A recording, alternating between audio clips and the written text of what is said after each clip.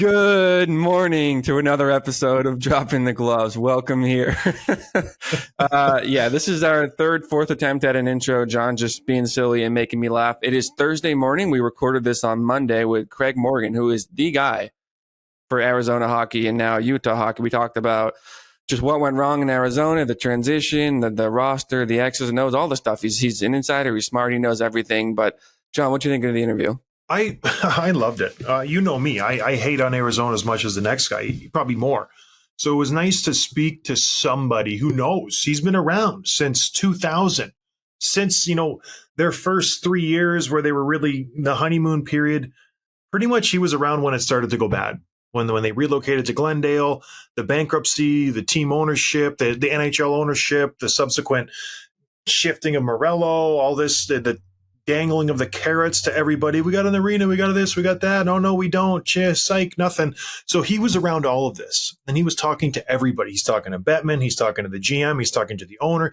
He knows about this situation more than anybody. So it was very fun to talk to him for a good 40 minutes of just what went wrong, why.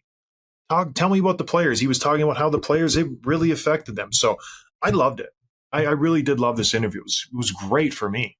Yeah, and I will say, as a New Englander, I've driven through Arizona once. I have no sense for the geography of it, the cities, Phoenix, whatever. And when you guys talk about Phoenix, then Glendale, then Scottsdale, then Tempe, I don't have, it means nothing to me. I know it's generally the greater metropolitan area. They're all kind of near each other, but like the differences of one to another, like most people who haven't been there, it's just names. They're just names on a map. I don't really get the differences, which makes it confusing when you talk about one versus another. And it's hard to follow sometimes. It's one of the things that I think other fans have been frustrated at in the last couple of years is like, just figure it out. Like, why are we talking about all these different cities? So we get into all of that. It was great. But before we do, this episode was brought to you by Bet365, the proud partner of Dropping the Gloves. Open an account with Bet365 today and bet on a huge range of markets. So whatever the sport, whatever the moment, it's never ordinary at Bet365. Use code HOCKEYCA. Without further ado, here's Craig Morgan. Good morning, everybody. Welcome to another episode of Dropping the Gloves. Tim Wurzberger here, and we're joined by insider, all-city network superstar Craig Morgan, former Arizona Coyotes insider, current Arizona Cardinals supporter, broadcaster, all thing Arizona sports. Craig Morgan, thanks for joining us, man. Yeah, guys, thanks for having me. Appreciate it.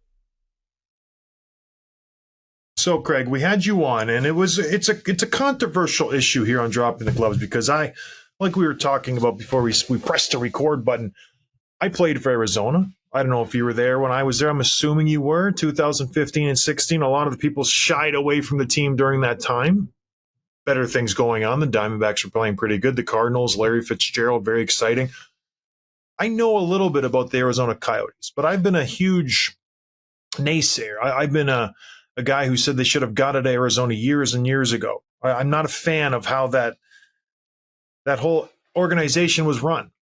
And I've got some pushback on that. And I figured we'd get you on the show. You're the expert. You're the insider. You know everything there is to know about the Arizona Coyotes, the former NHL franchise. So we wanted to have you on. And first, just talk about, what do you do now? Arizona's gone. Do you follow them to Utah? Are you still involved with the team? I am a little bit, oddly. I didn't expect to. After the Coyotes left, had some meetings with my bosses, and we decided that the best fit for me was to go cover the National Football League and the Cardinals here. So that is still my main job, and I'm also going to serve as a columnist for the other beats, the other teams in the city. But a little ways into the relocation for Utah, I got a call. Actually, I spoke to GM Bill Armstrong, and we discussed the idea of me still covering the team in some form. Now, I'm not going to be on the ground in Utah. Obviously, I can't be. I got to cover the NFL. I got to be a columnist here. This is my primary job. But they like the idea of me keeping contact, sort of more like a national writer would from afar, writing features, keeping up on the team. So we're going to continue to do that a little bit at All City Network. That work will appear on our national site. My Arizona work will still appear on PHNX Sports. So it's going to be a busy time, but I'm actually looking forward to being able to keep tabs on the team a little bit because as you may know, covering hockey is my passion. It's been my love. I grew up around the game, so happy to keep a little taste of it still. Well, I want to go back to the inception of the Coyotes. They obviously were relocated from the Winnipeg Jets in 1990. Gosh, we said it before. 96, I believe. They came over, was their first season. Pretty successful early on. Played downtown in the Phoenix Suns Arena. Very good. Not a hockey arena per se, but sold out. Very fun, successful, making some money. Really good transition for a first couple years. I think the problem came, Craig, and I'm sure you'll agree with me, is when they went for that new arena. That new hockey arena, I think they switched ownership at that time. They went with Elman, a real estate broker. He paired up with Wayne Gretzky. And instead of really pushing for a place where people live, Scottsdale, Phoenix, that sort of area, they decided to go with the idea, much like Ottawa did in Canada. All these big developers think we can put a rink somewhere and then the people will come. You'll have an entertainment district. The Arizona Cardinals play there now, and people will go there. It'll be an event. That's what they wanted to do with Glendale. They put the rink there. Entertainment district followed up 2 years later. But even from my experience playing in Glendale, and I have friends and family who live in the Phoenix area, the greater Phoenix area, it's a heck of a drive to get out there. And there's traffic, and it's just not easy to get out there from, Phoenix, Scottsdale on game day to make it there without sitting in traffic for an hour. If they would have put it in Phoenix or Scottsdale, this could have been a completely different conversation potentially. But do you think that first decision by that second owner at the time, Elman, putting the rink in Glendale was just the nail in the coffin as early as it was for the Arizona Coyotes? Yeah, I call that the original sin for the Coyotes. They were still actually in negotiations with the Scottsdale City Council. That wasn't dead yet to build the arena at the site of the old Los Arcos Mall. And that, as you correctly stated, that's an optimal location. Look, I know a lot of people don't understand Arizona geography. The population base, the wealth base, the corporate base of the city is all on the east side. It's like by a 2-to-1 margin. It's massive. Yeah. That's where the season ticket base of the Coyotes was, especially the premium season ticket holders, the people that buy suites and the more expensive tickets. That matters in the NHL because no league is more dependent on arena revenues than the NHL because it doesn't have the massive TV rights deal. So they go west, and they're looking, and I get what their thinking was. They were looking at this as a new growth area of the city. At the time, it looked like the West Valley was booming. Then the recession hits. It never happened. If you look at the original plans, even for Westgate and what that entertainment district was supposed to be, it's a tiny fraction of what it was supposed to be. So it was never realized. You're right. It was impossible to get out there. And I've had fans push back in other cities saying, well, I drive an hour and a half to go to games. People just behave differently here. They don't do that sort of thing. I don't know if it's the weather. I don't know what impacts it, but people have options here. I remember getting stuck on a freeway for 2 hours one day going to a game and just thought I was going to die on the freeway. It was brutal getting out there. A lot of people did not go. And listen, the other side of this, they didn't win. They didn't win consistently enough. So if you're not drawing people out to a good product, the location is obviously going to hurt you. And then a lot of times I felt early on that it was just forced. It's not often you see an ownership transition over and over and over again in a sports franchise, in the Big Four. It's rare when you see a sale. With the Coyotes early on, I think they had 3 to 4 to 5 different ownership groups changing hands until the one guy filed for bankruptcy and the NHL had to come in and run the team and fund it and take over for a few years. Do you think it was just too much too soon that Gary Bettman really wanted to grow the game south? Phoenix was, I think, the 5th or 6th largest population city in the USA. It was a huge market. He wanted to get in there. Or was it just bad management? I mean, certainly Bettman cares about the Sun Belt experiment. You look at, and I know he doesn't even call it that. He just looks at opportunities in markets that were ripe for expansion. When they looked at the footprint of the other major sports, I've had this conversation with him. The NFL, the NBA, Major League Baseball were all in all these markets that the NHL hadn't taken advantage of yet. So they saw potential for growth. And I don't know how you can say it hasn't been a success when you look at all the cup winners that have come in these markets. I hate to say it, since a team in Canada won a cup. So there's been a lot of success in the Sun Belt. Arizona's the holdout, though, right? And I do think it had to do with that location. They knew all along, they were getting this sense that they just couldn't make it work revenue-wise in Glendale. You remember the negotiations that were going on with Ice Arizona and Glendale? They were trying to get a lease agreement. It was a 15-year agreement. And they were getting substantial money from the city of Glendale. They needed that money in order to operate in Glendale because their annual losses were so high. So I hesitate to even call it bad management. I just think it was a bad situation. They couldn't survive in Glendale. And after a period of time, Gary Bettman himself realized it when they started crunching the numbers. Ice Arizona told him there's no way we're going to make it work out here without that lease agreement, which Glendale broke 2 years into the agreement. So I think that's, again, the original sin. That was the problem. And again, they didn't win. Those two things combined just made it really tough on the Coyotes to exist in Arizona. Now, correct me if I'm wrong. The big number that they were losing, like it was upwards of $30 to $40 million a year. Mm-hmm. The Coyotes were losing every single year. And as a hockey player who has to make up for that with escrow, it was frustrating for me to have to eat that pill where I gotta pay these owners this money at the end of the season because they need to be made whole. And in my eyes, you were in Arizona, you saw the marketing. Was it a lack of growing the game? Because you mentioned these other Sun Belt markets. Minor hockey is exploding in all these places. Then you have Austin Matthews come out of the gate and do what he did. Was the minor hockey growing, or was it just a case of, like you said, just bad rink placement? Yeah, it was definitely exploding. I mean, if you look at USA Hockey statistics over the years, Arizona's always top 5 or top 10 in growth. Youth hockey is doing very well here. I'm curious to see how it does now that the Coyotes are gone, but there's been immense growth. Mm-hmm. In fact, I wrote a story a couple years ago after talking to USA Hockey, realizing that per capita, Arizona has a greater need for more ice sheets than any other market in the country because there are far too many players in each one of its rinks. So there's no issues with the youth hockey. Again, I think it goes back to lack of success and the location. Now, you can say even that the lack of success came from the location because when you're losing that much money, your ownership group isn't going to spend to put a winning product on the ice. They can't. They're losing too much money. So I don't know. It's a chicken or egg thing, but I think it all goes back to that decision to move to Glendale. Had they built at Los Arcos, I really wonder what the butterfly effect would have been for this franchise. Yeah, I agree. I think that was, like you said, the first big domino, but there was a chance to reclaim the team, and especially the last few seasons where you had this new ownership group come in, Alex Meruelo. Everybody was talking positive. All over social media, we're going to build a new rink. We're going to build a new entertainment district. Is it going to be by the airport? Is it going to be in Phoenix? Is it going to be in Scottsdale?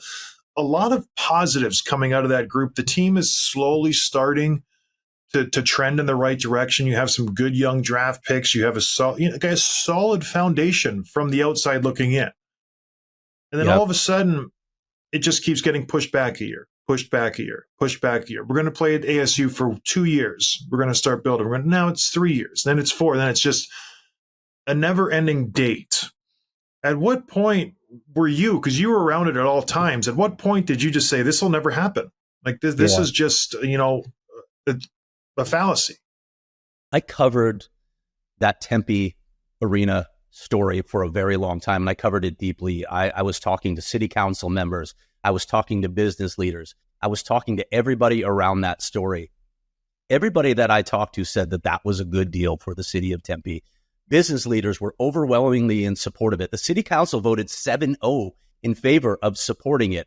I really thought that that was it. That was a good deal. Now, there was obviously some opposition, and I'll get to that in a minute because that's really what derailed this. But when you look at the plans, at that point, everything looked so good. Gary Bettman comes out for the city council meeting. It looks like everything is moving forward with this new arena, and the Coyotes are finally going to have a solution. What I was told is the day after the city council voted 7-0 in favor of moving forward with this deal, Alex Meruelo was asked for $1.5 million more to spend on the campaign, and he said no. He thought that this was a slam dunk. He really thought that this was such a great deal that Tempe was going to vote for it. Didn't really have a sense of who the electorate was going to be this 50-plus NIMBYs who didn't want anything in their backyard.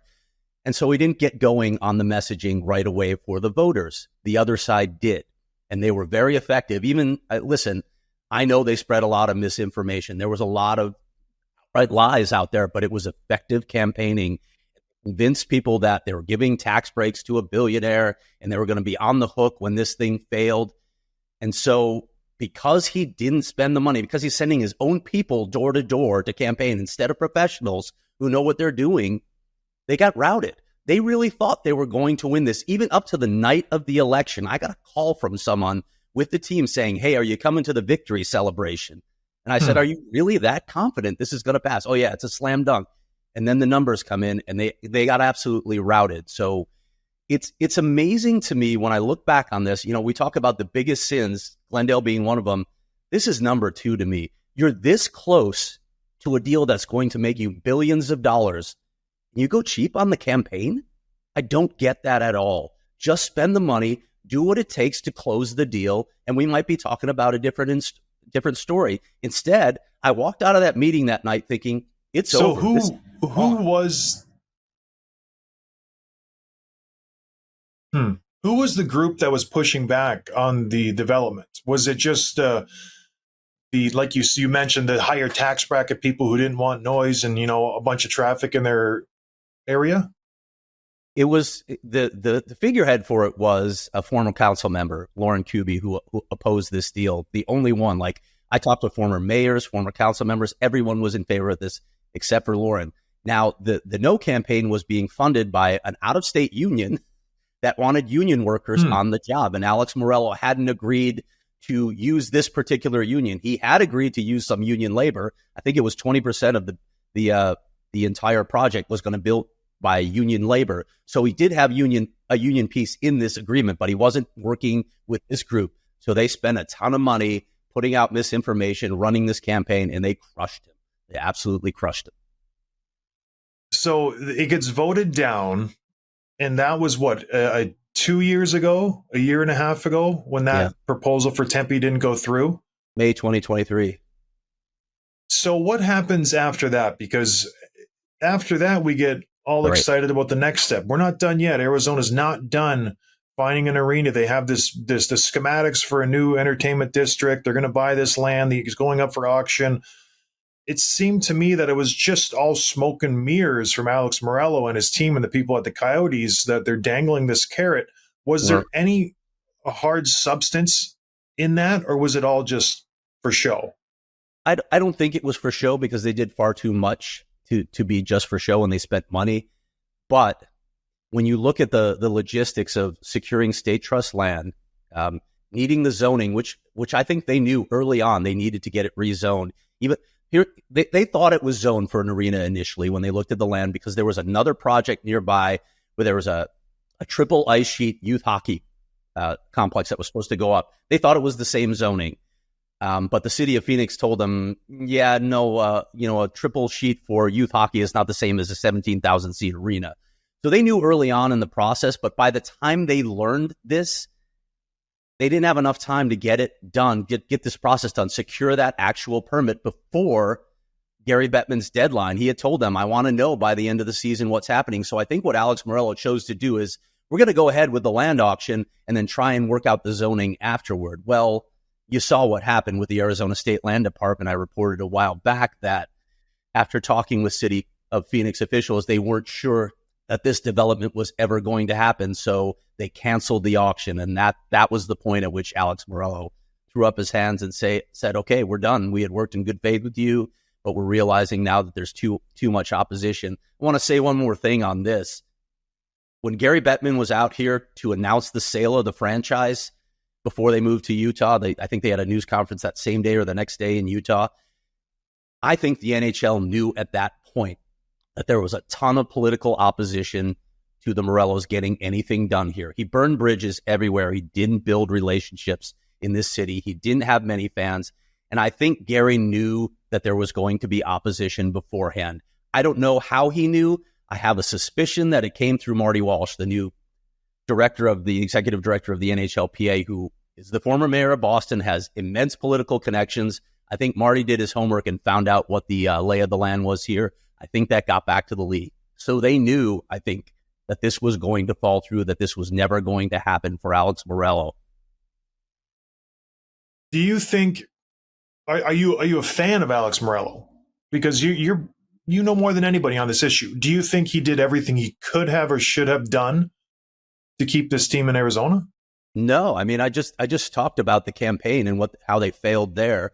And again, Alex Meruelo made his money by buying distressed assets. The way you make money with distressed assets is you squeeze your creditors. You say, I'll pay you 60% of what I owe you. Then it becomes a negotiation. So you owe less money than you did, and your debt is not what it was. It makes it easier to turn it around. Well, there's no scrutiny of the other industries that he's in. But when you step into the pro sports arena, you've got media coverage watching everything you do. And everybody was aware of how he was operating in the business space and the bridges that he was burning, the relationships that he was not building. So that was a critical failure on his part to not understand that he could not operate the same way that he had in previous business, because this is a public entity. People care about this. They're going to be aware of everything you're doing. Then aside of all of this happening, the last 2 years, playing at the college rink, NHL players being forced to dress in like a storage room. The facilities were terrible. At least when I was there, we had the Gila Arena. It was an NHL rink. You know, we had a decent locker room. The food was okay. It was an NHL rink. This wasn't an NHL rink the last few years. Aside of all of that, Arizona threw together a pretty good season last year. There was a point in the season where everybody thought they might make a run for the playoffs. They were playing good. The young kids were slowly starting to develop. You were around the team. How was all of this impacting them? Because you cannot not hear what's happening with your franchise. The unknown. Are we going to be in Utah? Are we going to go here? Are we going to go back to Canada? What's going on with this franchise? How was that impacting the players? Yeah, and you would have perspective on this as well. I talked to a lot of players that were going through it, and you get the usual lines. Well, we're blocking it out. Yeah, it stinks that we're in this situation, but it's our job to block out all the noise and go out and perform. Well, that's easier said than done. And I think when we really saw the impact of this back in February, when the news came out that Ryan Smith might be pursuing this team, they might be moving to Salt Lake City. The Coyotes had played pretty well to that point. They were in the playoff hunt, and then they went winless in February. It was an epic collapse. And there were other factors there, certainly, but I am, in hindsight, talking to some of the players. In fact, I talked to Sean Dursey, and he admitted, yeah, it really was hard to handle that, to block that out and go about your business when you're not even sure where you're going to be next year.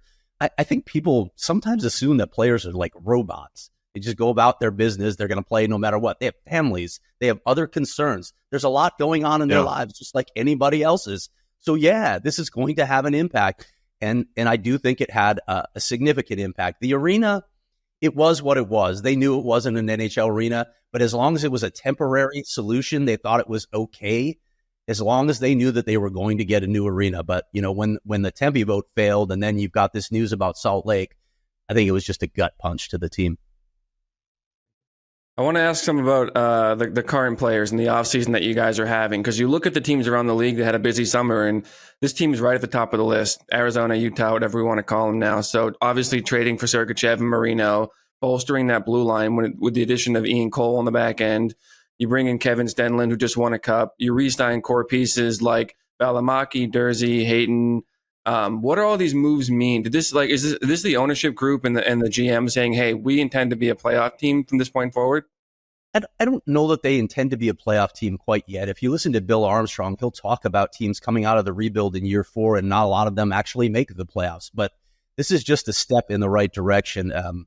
They wanted to fill in with some veteran pieces to continue to help this core grow. They knew who their core was. But the one big move, obviously, is going out and getting Mikhail Sergachev, because they view him as a number one defenseman, something that they don't have, I don't think, either on the team or in the system, really. Now, you can make your arguments for whether or not he is a number one defenseman. I got all kinds of opinions when I was at the draft in Vegas, but they believe he is, and the price they paid to get him shows it, because Listen, J.J. Mosier was a nice defenseman. To me, he's a second pair guy, though. So you can find those guys. They don't have a lot of depth at their center position. They're still not strong enough, and yet they gave up their top center prospect, Connor Geekie, to go get Sergachev. That tells you what they think of him. Bill Armstrong told me at the end of last season, priority number one was to rebuild the blue line because it really struggled last season. Well, they've gone out and done that. And if Sergachev pans out, they've got some pieces, especially with what you look at their system having with Simashev, with Maverick Lamoureux, with Artem Duda. They've got a bunch of pieces in their system that will be in the NHL in a couple years. They like where they are on the blue line. So it's just another building block, in my opinion. I think Bill has been really consistent with sticking with his plan that he stated when he first came in here. This was going to be a total rebuild. It was going to take, he wanted to have 4 or 5 drafts, really solid drafts, drafting high. He hasn't abandoned that. That was the mistake that previous GMs or ownership groups made here. They'd say they're going to rebuild, and then a couple years in, you go out and get a Taylor Hall or a Phil Kessel, and everybody's like, what are you doing? You're not ready to compete yet. Bill hasn't done that. He's stuck with the plan. And I think this is the biggest gut punch for Coyotes fans. You finally saw a competent hockey operations staff that was doing it the right way. You saw hope on the horizon, and now they're gone. Yeah, and you look at the young players in their roster, the real young ones, the 22, 21, 19, whatever, Dylan Guenther, Doan, Machelli, Cooley, Hayton, so many young talented players, lots to be excited about. When you look at that group, who stands out to you the most? Who do you think, okay, they're all good, but this one in particular could be something special? The jury's still out for me on Logan Cooley because that I think there was an argument to be made that he needed some development time maybe in the AHL, but I think him signing here, a condition of that was that he would not go to the AHL. So I want to see how he develops in year 2. He could be a really dynamic player. He has some unbelievable skill. I think we all saw the goal that he scored in Australia in the Global Series and thought, wow, this kid's just going to be electric. We'll see on that one. The guy that has blown me away so far is Dylan Guenther. This kid has an unbelievable attitude. They sent him back to the Dub. They sent him down to Tucson, and he was pissed about it both times, but he didn't sulk. He used it as fuel, and he got better. The Dylan Guenther that we saw last season after he came back from Tucson was a different player. This kid is driven. This kid is a pure goal scorer. I really, really wonder what he will be able to do playing alongside an elite center like Logan Cooley. I really like everything about this kid's game, including, as I said, maybe foremost, his attitude, his approach to the game. And then one player who obviously has nothing really to prove in terms of being a real star in this league is Clayton Keller. And I always kind of wonder, if he was on a bigger market, if he was in New York or Tampa or something like that, he'd be more of he'd just be talked about more. How do you picture him compared to the other stars in the league? Is he a top 12, 15 player? Is he top 20? Like, where does he rank among the top stars?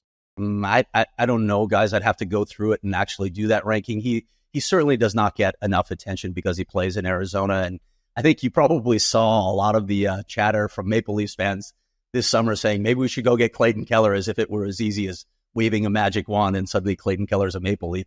But he's an elite playmaker. He is a very skilled player. And when you look at the point totals the past 2 seasons, they're impressive. And I want to point out that he's done that without a true number 1 center. Barrett Hayton has basically been the number 1 center on that line. I don't know that Barrett Hayton is even a top 6 center. He may be that, but he's probably a 3C in this league. And yet Clayton Keller has been putting up the numbers that he's been putting up. That's amazing to me. I wonder what he could do with an elite center.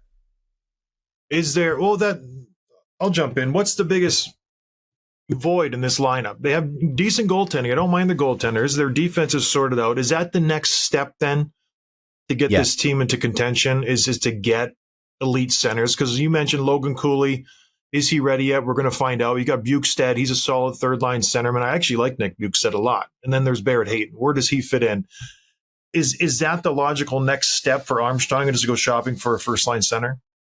I think so. They're not easy to get, John, right? They usually don't come available on the market. It's interesting when you look back at his St. Louis years when Bill was a scout there and then the assistant GM. St. Louis is the team that sort of broke the mold. They went and got Braden Shen. They went and got a couple of top centers that helped them. O'Reilly, Vegas got Jack Eichel, but those guys normally don't come on the market. They have to be drafted. And that's one of the issues this franchise has always faced. They've never had any lottery luck. I tell people this and they're amazed by this stat. The Coyotes have never drafted in the top 2. When you consider how little success they've had, it's astounding that they haven't had a top 2 pick. And that's where you find those guys, right? But in terms of the needs of this franchise, without question, like I talked about the defense already. They drafted 3 goalies last year that they really feel good about. Plus, they've got Connor Ingram here and Karel Vejmelka to a lesser extent.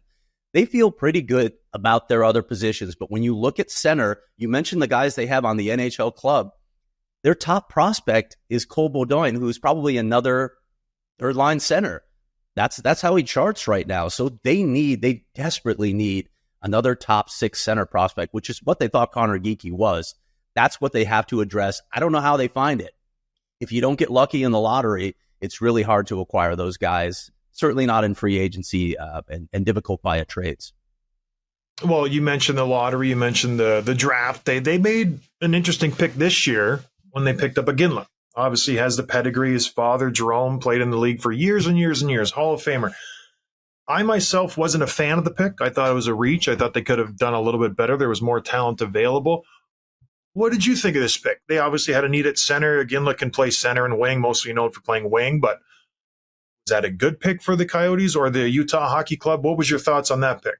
I'm always of the mind that you just wait and see. I don't know. I'm not a trained scout. I don't evaluate these players, and I'm not going to pretend like I am one.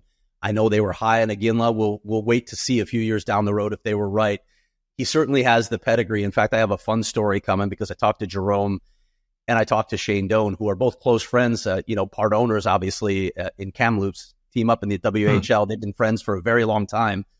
Now their sons are going to get to play together in Utah, and they barely know each other. I asked Josh about these. Like, I've met Tij once.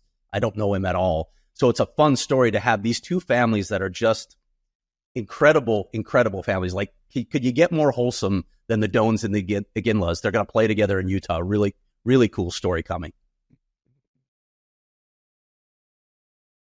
That's funny. Speaking of Utah now, we talked about it at the beginning of the show or maybe before we came on. What's the ceiling for this group? Because we saw the success they had last year, the dipping their toe in the playoff water, then obviously the collapse near the end of the season, but they've added a lot of pieces. Their defense looks solid like we talked about. Is this a playoff team? Are they going to take that step to try to push, be one of those bubble teams? I think the goal for them this season is to be in contention for the playoffs like they were trying to do last year and did until the Salt Lake news came out in February. I don't think this is quite a playoff team yet. I don't think they're quite ready. I don't see it at the center position quite yet, but there are a few things to watch that could alter that.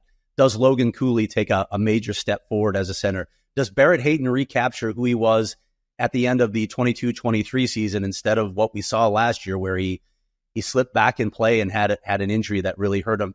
And then is Sergachev really a number one defenseman? Yeah. If all those three things pan out, they could be around the playoff bubble. We'll see how that plays out. And then I think we're obviously a fighting show. I fought when I played for the Coyotes. Is the fact that they don't have anybody tough on this team limiting them, because they have general punching bag Liam O'Brien, who never wins a fight. Do they need to address that to go out and get someone who can actually maybe win a fight?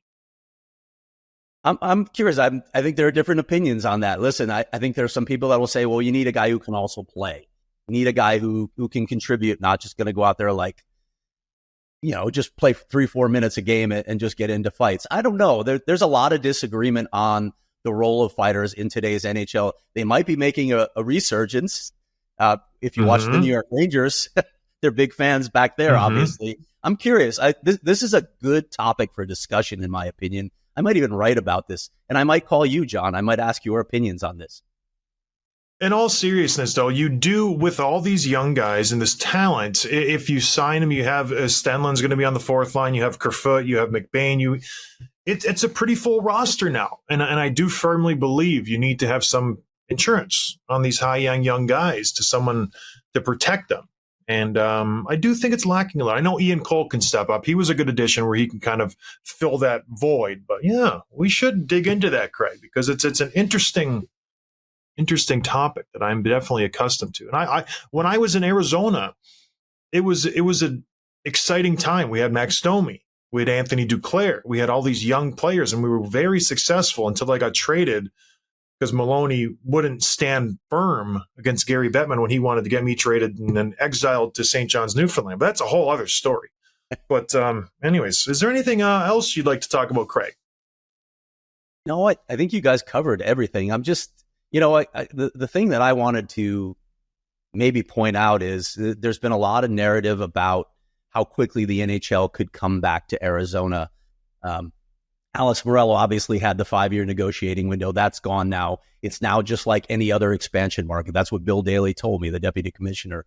A lot of people hope that this can happen in 3 to 5 years. To me, that feels like a pipe dream. Like, this process is so lengthy to get anything done. And any ownership group that comes in here has the same issue that every ownership group has had since Steve Ellman moved the team to Glendale. You don't have an arena in the right part of town. I know a lot of people want them to go back down and play with the Suns owner. Matt Ishbia was not that interested in the Coyotes, certainly not at the price tag. I don't think he's going to pay the price tag for an expansion franchise, at least not now, not until he starts looking for his own new arena. NHL teams can't play in other people's buildings. As I said before, they're too reliant on arena revenue. You have to own the arena, or the owner has to own both teams for you to play in that arena. So anybody that comes in has to get an arena plan, has to have it solidified. It can't be, we think we're going to get this done like this land auction, right? You got to have blueprints. You have to have an agreement in place. That's not easy to do. And as I mentioned earlier, the political climate here makes it even harder. There is very little local support to give any sort of tax breaks whatsoever to sports owners. Those are the hurdles that any new ownership group has to get over before NHL hockey returns to Arizona. And then they have burned every goodwill aspect they had, I would think, in that area. And then on the other side, like, do they deserve it? Does Arizona deserve a second chance? We obviously, Atlanta's had 2 chances, maybe going on 3. It's such a huge market. Fast forward 20 years, if you were to guess, does Arizona have a hockey team in 20 to 25 years? I do think NHL hockey will return to Arizona, absolutely. And you mentioned it, just the market size alone and what that can mean for TV rights and possibilities and further growth of this market, which isn't slowing down. The city just keeps getting bigger and bigger. Do they deserve it? I think the fans do. I think the fans supported this team as well as they could have, given all the hurdles, whether it was location or lack of winning. There is a fervent fan base here. And as I mentioned, there's a really robust youth hockey program here in Arizona as well. You just have to put it in the right location, and you have to have competent ownership. Those are 2 things that have been largely lacking in the long history of this now departed franchise. Yeah, I agree. Maybe you can be a part of that, Craig. Part of the solution. How about Shane Doan, buddy? What do you think of that? How about Shane Doan as a face of it? I think that would go well. I think that guy, I know him. I played with him. He's he could run for mayor and win in Arizona. That's the kind of support he gets there. Right. And you won't find a nicer guy. I agree. I agree, Craig. Well, listen, I hope everything goes well with you this year. I hope it works out with the whole Utah transition and you find a sweet spot with that in Arizona and you can continue to be successful because you're smart, man. Thank you for coming on. We really enjoyed it. Really appreciate you guys having me. It was great chatting. Tim, you have anything else? No, thanks for coming on, Craig. We'll do it again sometime. Sounds good. Anytime. All right, everybody. Thank you for listening. We appreciate the support, and we'll talk to you next time. Cheers. Thanks for listening to Dropping the Gloves with John Scott, a member of the Nation Network of Podcasts. Subscribe wherever you get your podcasts from to never miss an episode.